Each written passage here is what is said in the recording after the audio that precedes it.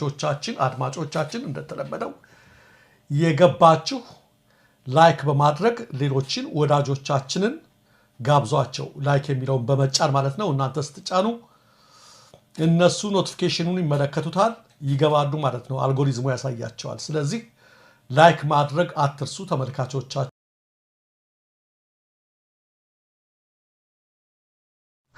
ዶክተር ዮናስ ዘውዴ ለኤምኤስ ከተናገሯት አንዲት አጭር ነገር ቀንጨብ አድርጌ በማቅረብ ነው ብልጽግና የሚለው አርማ ሎጎ ምን የሚያመለክት ነው ራሳቸው ዶክተር ዮናስ የፕሮቴስታንት እምነት ተከታይ ናቸው ምን እንደሆነ ትርጉሙ ባጭሩ እርሳቸው የሚነግሩን ሰምተን ወደ ሌሎች መረጃዎች እንለፍ ብልጽግና ፓርቲ ሎጎውን አይተ ከሆነ ሎጎ ሶስት ልጆች አሉ የተለያየ ቀለም ያላቸው ከዛ ሁለት እጆች አሉ ጥቁር የተቀቡ የሚደግፉ ከዛ ደግሞ 12 ነጠብጣብ ወይንም ደግሞ ጨረር የሚመስሉ አሉና ሎጎውን በመነጋገርበት ሰዓት ላይ አስተዋውሳለሁ አዳማ ነበርና የተለያዩ ሎጎ ምርጫዎች ቀርበው ነበር ጤፍ በለው ቡና በለው የተወሰኑ በተለያየ ምክንያት እነሱ እንትን ተጣሉና ዊዝን ፓርቲ ውስጥ ከነበሩ ሰዎች ይነሱ የነበሩትን ነገር አስተዋወስከኝ 12ቱ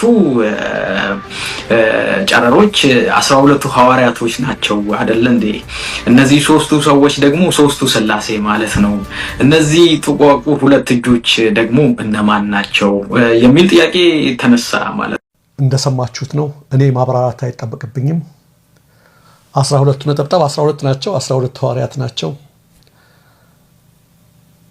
ሶስቱ ሰዎች የሶስቱ ስላሴ የሚያመለክቱ ናቸው ሁለቱ ጥቁሮች እጆች ምንድናቸው እሱ ነው ያልተነገረው አብይ የሚጨፈጨፍባቸው እጆች መሰሉኝ እነዛ ሁለት ጥቁር እጆች ለማንኛውም ይሄ ኢትዮጵያ መንግስት ሴኩላር ነኝ ነው የሚለው አይደለ ሙስሊምም ክርስቲያንም ያለበት ሀገር ነው ሌላም እምነት የሚከተል ያለበት ሀገር ነው ሎጎም በዚህ መልክ የሚተነትን ነው ሌላው ፕሮስፔሪቲ የሚባለው እንደምታውቁት ኢቭን በፕሮቴስታንቱ ዓለም እንኳን በአብዛኞቹ የተወገዘ ነው በዚህ እቺ ምድር ነው ገነት አድርገው ለመስራት የሚሆኑ ህይወታቸውም ሁሉ ነገራቸው ለምድራዊ ሀብት ነው በምድር ላይ ለመበልጸግ ነው የማዳኑ ስራ የመስቀሉ ስራ እነሱ ሰፈር ውስጥ የለም ስለዚህ ይሄ ሁሉ ጥፋት እየመጣ ያለው ምን አገባ ልንል እንችል ነበር ሰው ቢያመልክ ሰው የፈለገውን ማምለክ ይችላል መንግስት ላይ የተቀመጡት ሰዎች ግን ሀገርን በዚህ እንዘውራለን ሲሉ እንደምታዩት ለኮሪደር ለምን እየተባለ ሰው ደም እያለቀሰ ነው ለማብለጭለጭ እየተባለ ማለት ነው አካባቢው ለነሱም የሚኖሩለት ህይወት የምድራዊ ምቾት ነው ተመልከቷቸው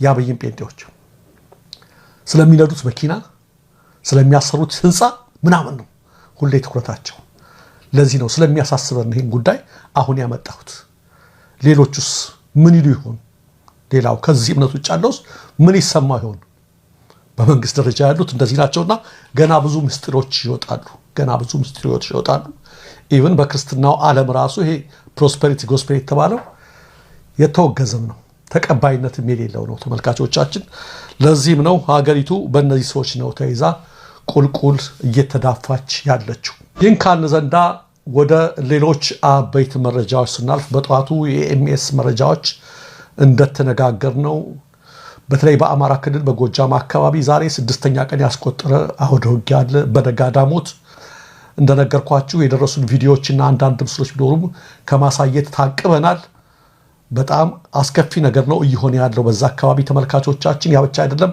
በሰከላ ግሻ ባይም እንደዚሁ ግዙፍ የኮንክሪት ምሽግ ተደርምሷል መከላከያው በዛም ከፍተኛ ጉዳት ነው የደረሰው ያ ብቻ አይደለም በማቻከል ወረዳም እንዲሁ ግራ ቀዳም ቀጠና ባለው ሁኔታ ውስጥ ከፍተኛ ጉዳት ደርሷል በመከላከያ ላይ ከስፍራው የሚወጡት መረጃዎች እንደሚያመለክቱት ብዛት ያለው ኃይል ወደዛ በመግባቱ ምክንያት ነው እነዚህ ነገሮች የቀጠሉት እንዲሁም ዛሬ ሰኔ 18 ቀን በደባርቅ ወረዳና ጥራይና ቀበሌ ከባድ ውጊያ ተካሂዶ በዛም ላይ መከላከያዎች ከፍ ያለ ጉዳት እንደደረሰባቸው የአካባቢው ነዋሪዎች ያደረሱን መረጃ ያመለክታል በደጋዳሞት እንደነገርኳችሁ 6ኛ ቀን ነው በሌሎች አካባቢዎች 3ኛ ቀኑን አስቆጥሯል በአካባቢው የሚደረገው አብዛኛውን ኃይል ከአካባቢው በማጽዳት ወደ ከተማዋ ገብተናል ነው የሚሉት ወደ ፈረስ ቤት ዋናው የወረዳዋ ከተማ ፈረስ ቤት ገብተዋል የፋኖ ኃይሎች እንደምትመለከቷቸው ፈረስ ቤት አቢሲኒያ ባንክ ቅርንጫፍን ሌሎችንም የባንክ ተቋማትና የህዝብ ተቋማትን እየጠበቁ ነው የሚገኙት።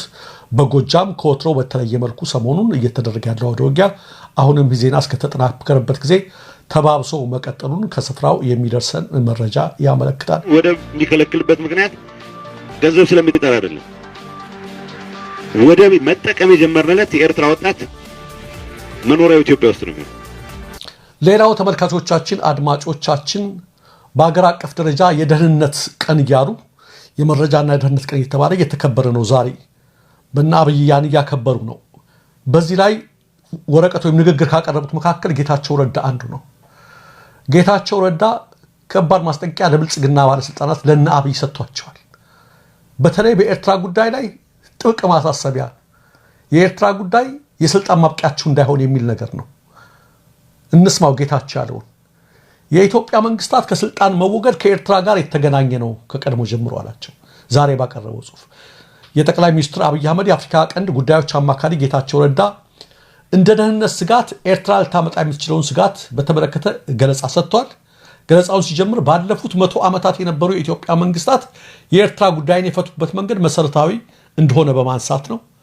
መሰረታዊ ነገር በቅርብ ጊዜ ታሪካችን ውስጥ የኢትዮጵያ መንግስት መምጣትም ሆነ መሄድ፣ መውደቅም ሆነ መነሳት በቀጥታ ከኤርትራ ጥያቄ አመላለሳችን ጋር የተያያዥነት ነው በማለት ተናግሯል። ጌታቸው አከለና የአፄ ኃይለ ሥላሴ መንግስት የኤርትራን ጥያቄ ለመፍታት የሄደበት መንገድ ለውድቀታቸው የራሱ አስተዋጽኦ አድርጓል። በተመሳሳይ የደርግ መንግስት የኤርትራን ጥያቄ ለመፍታት የወሰደው እርምጃ ለውድቀቱ ትልቅ አስተዋጽኦ አድርጓል። የኢህአዴግ መንግስትም የኤርትራን ግንኙነት በተመለከተ የተከተለው አካሄድ ለውድቀቱ ትልቅ ሚና ተጫውቷል በማለት አብራርተዋል። ኢቭን ኢህአዴግ የሚወደቀው በኤርትራ ምክንያት ነው የሚል ነገር ነው። አሁንም የኤርትራ ጉዳይ የሚያዝበት መንገድ እጅግ ወሳኝ ነው ብለዋል አቶ ጌታቸው። በአሁኑ ሰዓት ከኤርትራ ጋር ያለን ግንኙነት ቀጥታ የብሔራዊ ደህንነት ጉዳያችን ብቻ ሳይሆን ስለ ወደብ ስናነሳ፣ ስለ ግንኙነት ስናነሳ፣ ስለ ኤርትራ መንግስት ባህሪ ስናነሳ ከታሪክ አንጻር የኤርትራን ጥያቄ የምንመልስበት ሂደት ከአጠቃላይ ህልውናችን ጋር ተያያዥነት አለው። ይህን ነገር በአግባቡ ካልመለስን የእኛም ነገር በዚሁ ጉዳይ ያከትምለታል የሚል ነው። የኤርትራ ጋር ምን ያህል ስጋትና ፍርሃት እንዳለ ማለት ነው። ጌታቸው ይሄን ተናገሩ። እንግዲህ በኤርትራ ስጋቱ የሚመነጨው ከየት እንደሆነ እንድትመለከቱት ከሚል ነው። እና አብይንም አስጠንቅቋል ጌታቸው። ይህን ካለ በኋላ ጌታቸው አንድ ንግግር ተናግሯል። ስለ ወደብ የተናገረው ንግግር እናዳምጠው። ወደብ የሚከለክልበት ምክንያት ገንዘብ ስለሚጠራ አይደለም። ወደብ መጠቀም የጀመረለት የኤርትራ ወጣት መኖሪያው ኢትዮጵያ ውስጥ ነው። ኢሳያስ ዓላማውን ለማስፈጸም የሚያስችለው እንደፈለገ መቀጥቀጥ የሚያስችለው እንደፈለገ መግዛት የሚያስችለው እድሜው ከፈቀደለት ድረስ እድል አይኖረውም። እንደሰማችሁት ነው። ወደብ መጠቀም የጀመርን ቀን ኤርትራ ወጣት መኖሪያው ኢትዮጵያ ነው የሚሆነው ይላል። እኔ ከዚህ ንግግር ላይ ሁለት ፋላሲ ነገር ነው ያየሁት። አንደኛ ወደብ መጠቀም የጀመርን ጊዜ ነው ያለው። ወደብ እንዳንጠቀም የከለከለን ማን ነው ነው የኔ ጥያቄ። እንደውም ለወደብ አጠቃቀም ተብሎ መንገዶች እየተሰሩ ነው እየተገነቡ ነው ተብሎ ስንት ነገር ሲደረግ አልነበር እንዴ? በእርቃቸው ማግስት ያ ነገር ለምን ታጠፈ ነው? ኢትዮጵያ ከኤርትራ ወደብ ልትጠቀም የመንገድ ስራ የግንባታ ስራ ምናምን እየተሰራ ነው ተብሎ ነበር። በኋላ ላይ ቆመ ቅሬታ ቀርቦ። ያ ብቻ አይደለም፣ ቅሬታውን ተከትሎ ኢቭን የወደቡን ነገር ማስኬድ ይቻል ነበር ከነ ልዩነት ማለት ነው። የነ አብይ ዲፕሎማሲ ምን ሆነ? የኤርትራ ነፃነቴ በህልውና ላይ የተቃጣ ነው አለች እና አብይ የተከተሉት አፕሮች አጠቃላይ ወደብ እንዳንጠቀም አደረገ። ስለዚህ ወደብ መጠቀም የጀመርን ጊዜ የሚለው ወደብ እንዳንጠቀም ይሆን ነው። የአሰብ ወደብ እንዳንጠቀም ያደረግነው እና አብይ አህመድ በተከተሉት የተሳሳተ ዲፕሎማሲያዊ መንገድ፣ የተሳሳተ የጦረኝነት መንገድ ብቻ ነው። አንዱ ይሄ ነው የጀመርን ቀን ሲባል ማለት ነው። ሁለተኛ ወደብ መጠቀም የጀመርን ጊዜ የኤርትራ ወጣት ኢትዮጵያ መኖር ይጀምራል። በቃ እድገቱ እንትን በቃ አድገን በልጽገን። ለምን የኤርትራ ወጣት ጋር ቀድመው ሄዱ አቶ ጌታቸው? በየቀኑ ስንት ሺህ ወጣቶች ከኢትዮጵያ እንደሚወጡ ያውቃል? ስንት ሺህ ወጣቶች በየመን በረሃ እንደሚበሉ፣ በሳውዲ አረቢያ እንደሚበሉ፣ በአፋር ክልል እንደሚሄዱ። የኢትዮጵያ ስደተኞችን መጀመሪያ እናቆማለን ይበሉ እንጂ ወደ መጠቀም ሲጀምር በሉ እንደው ለማለቱ ነው። ይሆናል ብዬ አይደለም። ለማለትም የኤርትራ ወጣት ጋር ምን አስኬዶት ነው? መንገድ እያሳበረ የሚወጣውን የትግራይን ወጣት እናድናለን በሉ። የአማራና የኦሮሚያ ወጣት በአፋር ክልል በመቶ ሺዎች ነው የሚወጣው እኮ ቀላል አይደለም። በሳምንት ውስጥ በመቶ ሺዎች እንደ ጉድ እኮ ነው እየወጣ ያለው። ኤርትራ ወጣት ጋር አስኬዶት እኮ ብዬ ነው። የኢትዮጵያ ችግር ከመጠን በላይ ከጭንቅላታችን ከጣራችን በላይ አልፎ ሄዶ የለው ወደ በማግኘት ብቻ የሚፈታ ነው ደግሞ አይሆንም። ብዙ የሚያነጋግር ነገር ነው። ግን እንደ ወደዛ ወደ ኤርትራ ወጣት ሄዶ ስለገረመኝ ነው። የኢትዮጵያ ወጣት ሰማዩናስ ምድጃ ሆኖበት በመቶ ሺዎች እየወጣ ነው በሳምንት ውስጥ። የቀረው ታንቆ እየሞተ ነው። ታንቆ ያልሞተው እያበደ ነው። ሌላው ደግሞ በጭንቀት እየኖረ ነው። ስለዚህ ኤርትራ ወጣት ጋር መሄድ አያስፈልግዎትም ለማለት ነው። አቶ ጌታቸው ይህን ነገር ለመናገር ያለ ሌላው መረጃ ተመልካቾቻችን፣ አድማጮቻችን በአዲስ አበባ ፖሊስ ዘንድ ከፍተኛ ሽኩቻ መከሰቱን በፖሊስ አባላትም በፖሊስ አመራሮችም ዘንድ ከፍተኛ ሽኩቻ መነሳቱን ከፖሊስ ምንጮች የሚደርሱ መረጃዎች ያመለክታሉ። በተለይ እነ አብይ በአማራ ተወላጅ ፖሊሶች ላይ እምነታቸውን ማጣታቸውን ተከትሎ በርካታ የአማራ ተወላጅ የፖሊስ መኮንኖች መሳሪያ እያስቀመጡ ዱላ ብቻ እንዲታጠቁ መደረጋቸው ነው የልዩነቱ ምንጭ። ልክ በመከላከያ ውስጥ እንዳለው የብሔር ክፍፍል ሁሉ በፖሊስም ውጭ በተለይ ደግሞ በአዲስ አበባ ፖሊስ ውስጥ ከፍተኛ ክፍፍል አለና በኦሮሚያ ፖሊሶች ናቸው በብዛት መሳሪያ እንዲይዙ የተደረጉት እና የአማራ ተወላጅ ፖሊስ የሆኑ ብዙዎቹ ዱላ ብቻ እንዲይዙ መሳሪያቸውን ያስረክቡ ተብሎ ማስረከባቸው ነው ከፍተኛ ችግር የፈጠረው። በተለይ ደግሞ ከኦሮሚያ ክልል ብቻ የተመለመሉ የ13ኛ ዙር ተመራቂዎች ልዩ ጥቅምና ስልጣን ተሰጥቷቸዋል። ለነሱ ብቻ ለሌሎች አልተሰጠም። ይህም ቁጣ አስነስቷል ነው የሚሉን።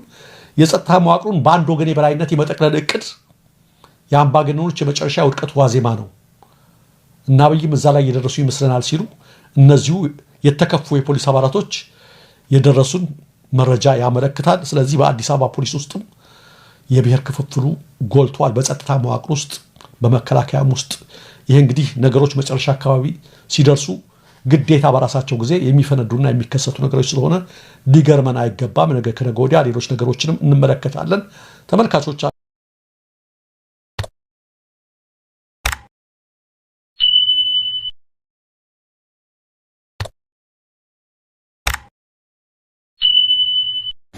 አሰላሙ አለይኩም ወራህመቱላሂ ወበረካቱ። ሰላም ጤና ይስጥልኝ። የተከበራችሁ የተወደዳችሁ ቻናሌ ቤተሰቦች ዛሬ ደግሞ ይሄን የመሰለ ኪንታኪ አሰራርና የሩዝ መስሪ ነው ማለት ነው ይዤላችሁ የመጣሁት ቤተሰቦቼ። ሁላችሁም እንግዲህ ቪዲዮውን በቅንነት ላይክ፣ ሼር፣ ሰብስክራይብ ማድረጉን እንዳረሱ፣ ለቤት አዲስ ሆናችሁ ደውሉን መንካቱን እንዳረሱ። ወደ ቪዲዮ እንሄዳለን ማለት ነው። እና ተትቢላውን ያዘጋጀሁት እንግዲህ ቪዲዮ ጠፍቶብኝ ነው ማለት ነው። አውፋን እንግዲህ እዚህ ጋር ቅመሞቹን ነው ያረኩኝ። ከዛ አሁን ዶሮን ነው ማረቀው ማለት ነው። ያረኩበት ደግሞ ያው ፍልፍል አስወድ፣ በርበሬ፣ ጨው እናም ደግሞ ይሄ ምንድነው ኩርኩም የሚያቃጥለው ቃሪያ የተፈጨ ፓውደሩን ማለት ነው። ዝንጅቤል ፓውደር፣ ሽንኩርት ፓውደር እናም ደግሞ ቱም ፓውደር። ይሄ ሁሉ ስታረጉ ፓውደር ነው መሆን ያለበት ማለት ነው። ሽንኩርት ፓውደሩ ከሌላችሁ ሽንኩርቱን ፈክፍጋችሁ እንትን ታረጉታላችሁ፣ ውሃውን ጨምቃችሁ ታረጋላችሁ ማለት ነው። እና ሁሉንም ነገር ፓውደር ነው ማድረግ ያለባችሁ። ከዛ በኋላ ታዋሂዱታላችሁ። እንቁላል፣ ጨው ምንድነው አርጋችሁ ሎሚ ማለት ነው። ሎሚ ደግሞ ኪንታኪ ሲሰሩ በጣም ነው እንትን የሚያደርግላችሁ ለመብሰል ያግዛችኋል። ፒኪንግ ፓውደር ጨምራችሁ አንድ ላይ እንግዲህ ውሃ ጨምራችሁ ታዋህዱትና በዚህ መልኩ ታረጋላችሁ። ከዛ ደግሞ ዶሮን እንዲያርገን እናረጋለን ማለት ነው። ከዛ ደግሞ በዚህ መልኩ ካለቀ በኋላ ይሄኛውን አንድ ቀን ሌሊት ደብላችሁ ተላጃ ማረግ አለባችሁ። ባላችሁ ፎይል መሆን ያላችሁን ነገር ከድናችሁ ዝም ብላችሁ አንድ ቀን ሌሊቱ ሙሉ ማሳደር አለባችሁ ማለት ነው። ምክንያቱም ይሄ ቅመሙንና ሁሉ ነገሩን እንትን ሲያረግ በጣም ቶሎ ይበስላል ውስጡ። በዛ ላይ ደግሞ ችፋ አይሆንም ማለት ነው። በጣም ለስላሳና በጣም አሪፍ ዶሮ ነው የሚሆነው ማለት ነው። ከዛ በኋላ እንግዲህ ጨርሰን እንግዲህ ከዘጋ ነው በኋላ ሌሊቱ ሙሉ ተላጃ እናረጋዋለን። ከዛ በኋላ ተላጃ ካረግነው በኋላ ደግሞ በራል ላይ ማለት ነው ወይም ደግሞ 2 ሰዓት 3 ሰዓት 4 ሰዓት ላይ ማስቀመጥ አለባችሁ። ምክንያቱም ቅመሙን በደንብ መጠጣት ስላለበት ሎሚውን ምኑን ማለት ነው። ከዛ በኋላ ደግሞ ግብአቱ መጥበስ ነው ማለት ነው። ካደረ ከአንድ ሌሊት በኋላ ከ24 ሰዓት በኋላ በዚህ መልኩ አውጥቼ ዱቄት አዘጋጅቻለሁ። ዱቄቱን ደግሞ ማንኛውም ዱቄት የዳቦ ዱቄት አምጥታችሁ ከዛ ጨው እና ትንሽ በርበሬ ቆንጆ በርበሬ ኩርኩም አርጋችሁ ማዋሃድ ነው ማለት ነው። ከቻላችሁ ኒሻ ካላችሁ ወይም ደግሞ ቡስቱማት ካላችሁ ማለት ነው። ከሌላችሁ ደግሞ እንግዲህ ውሃ ደግሞ ቀዝቃዛ አዘጋጅታችሁ አንዴ በዚህ የነከራችሁ አንዴ በዚህ የነከራችሁ እንግዲህ በዚህ መልኩ ታዘጋጁታላችሁ ማለት ነው ቤተሰብ። ከዛ በኋላ እንግዲህ በዚህ መልኩ ታረጉታላችሁ። በዱቄቱ ነክራችሁ በዚህ መልኩ ካረጋችሁት በኋላ ከፈለጋችሁ ትንሽ ጊዜ 5-10 ደቂቃ ፍሬዘር ማድረግ ነው። ከዛ በኋላ ደግሞ ዘይት አጊላችሁ በዘይቱ በዚህ መልኩ መጥበስ ነው ማለት ነው። አሁን እየጠበስኩ ነው እና በጣም አሪፍና ያኔ አረቦች ሙቀርመሽ ይሉታል ማለት ነው። ከሽከሽ የሚል ምርጥ አሪፍ ሆኖ ነው የሚወጣው ማለት ነው። በጣም አሪፍ ነው እና ቆንጆ ነው ማለት ነው። በዚህ በኩል ደግሞ ሩዝ መስሪ ሻሪያ አርጌ በዚህ መልኩ ያማሰልኩ ነው ሻሪያው ቡኒ እስከሚሆንልኝ ድረስ። ከዛ በኋላ ደግሞ እንግዲህ ትንሽ ጊዜ በደንብ አርጌ ቡኒ ከሆነልኝ በኋላ ማረጋው ደግሞ ሩዝ ነው ማለት ነው። ሩዝ መስሪ ሲሰራ ደግሞ ግዴታ ሻሪያ ያስፈልገዋል። ዶሮ ደግሞ በዚህ መልኩ እየሰራሁት ነው የተጠበስነው ደርሷል። ውስጡ ላይ ደም እንዳይኖረው በደንብ አርጋችሁ በብለዋ መጨፍጨፍ ነው ያለባችሁ፣ ወይም ደግሞ ሰንጠቅ በብለዋ ማድረግ አለባችሁ ማለት ነው ቤተሰብ። በደንብ እንዲበስ እሳቱን ቀነስ አርጋችሁ እላችኋለሁ። በዚህ መልኩ አሁን ሩዝ አርገናል። ሩዙን በደንብ አርገን ዘይቱን እንዲጠጣልን ሁሉም ዘይት ሩዙ ላይ እንዲይዝልን ዘይትና ሳሙና ነው ያረኩት። በነገራችን ላይ እሱን ሳረግ ብዙ አልቀረስኩም። በደንብ አርገን እናዋሂደውና እንግዲህ ዶሮንም ደግሞ ዞር ብለን እናያለን። ምክንያቱም ጥሩ ከለር እንዲኖረው እንዳይቃጠልብን እናረጋለን ማለት ነው። ሩዙን ደግሞ በደንብ አርገን ነው ማሸት ያለብን። ምክንያቱም በደንብ አርጋችሁ ሩዝ መስሪ እንደዚህ ከላዋሃዳችሁት ማንኛውንም ሩዝ ዘይቱም ሆን ቅቤም ሆን በደንብ አርጋችሁ ማሸት ነው ያለባችሁ። ምክንያቱም ዘይቱ እንዲይዝ በኋላ ደግሞ ሲበስል ምን ይሆናል? ፍሬ ሆኖ በፍሬ ነው የሚወጣላችሁ። አሁን ደግሞ ውሃ እናረጋለን፣ እንከልሳለን። እንግዲህ የሚሆነው ውሃ ከዛ ካድነን እናስቀምጠውና ዶሮአችን ደግሞ ማየት እንጀምራለን ማለት ነው። ሌላ ያንን አውጥቼ ሌላ አርጌ ነው ማለት ነው። ምክንያቱም ዶሮ ቀስ እያለ ነው ጊዜ ወስዶ መብሰል ያለበት። ወሰላሙ አለይኩም ወራህመቱላሂ ወበረካቱ። ቤተሰቦቼ ላይክ